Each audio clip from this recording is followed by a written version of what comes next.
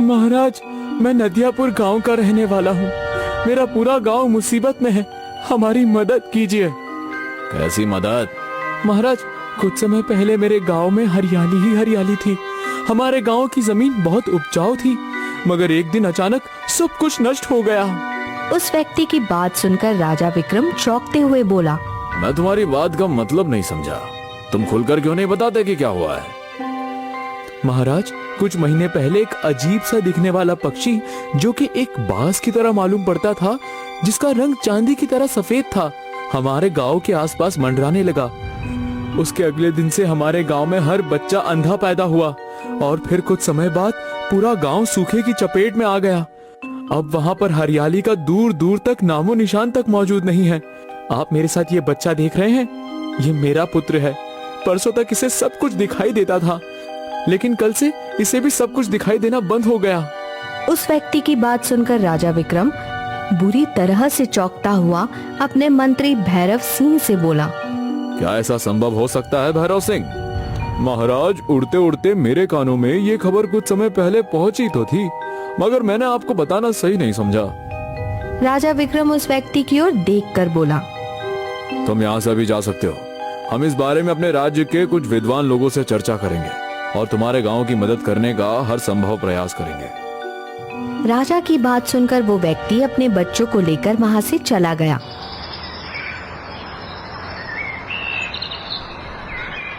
शाम के समय राजा विक्रम अपने महल की छत पर टहलता हुआ अपने मंत्री भैरव सिंह से बोला, राज दरबार में मुझे कुछ कहना ठीक नहीं लगा था मंत्री, लेकिन अब मुझे बुरी बात बताओ। जब तुम्हें पता था कि ऐसा कुछ हो रहा है तो तुमने मुझे क्यों नहीं बताया? महाराज, मैं बुरी तरह से डर गया था। मुझे लगा कि कहीं उस राज्य के लोग हमारे गांव की सीमा में घुस आए तो कहीं हमारे राज्य की दशा भी उनके ही गांव की तरह ना हो जाए। तुमने बिल्कुल सही काम किया मंत्री। मैं भी उस व्यक्ति की बात सुनकर बुरी तरह से घबरा गया था। मुझे लगता है कि हमें इस मामले में नहीं पड़ना चाहिए। तभी वहां पर राजा विक्रम की पत्नी रानी रुक्मणी आ पहुंची, जो कि राजा विक्रम और मंत्री भैरव की बात सुन रही थी। रुक्मणी अपने पति राजा विक्रम की ओर देखकर बोली, ये आप कैसी बात कर रहे हैं? आप इस राज्य के राजा हैं और वो गांव आपके राज्य के अधीन है। उनकी मदद करना आपका कर्तव्य है।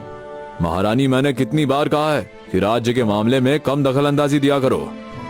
मैं तो आपको सिर्फ आपका कर्तव्य याद दिला रही थी। सोचिए जरा, अगर वही जादुई पक्षी हमारे महल के आसपास मंडराता और हमारे राज्य का हाल भी उस गांव जैसा हो जाता, तो क्या आप ऐसी ही बात करते? इतना बोलकर रानी रुक्मणी क्रोधित होती हुई वहां से चली गई और अपने कक्ष में टहलने लगी। तभी रानी रुक्मणी का 20 वर्षीय पुत्र राजकुमार अशोक वहां पर आ पहुंचा। अपनी माँ को क्रोधित अवस्था में देखकर वो अपनी माँ की ओर देखकर बोला, क्या हुआ माँ? आपके चेहरे पर ये क्रोध कैसा झलक रहा है?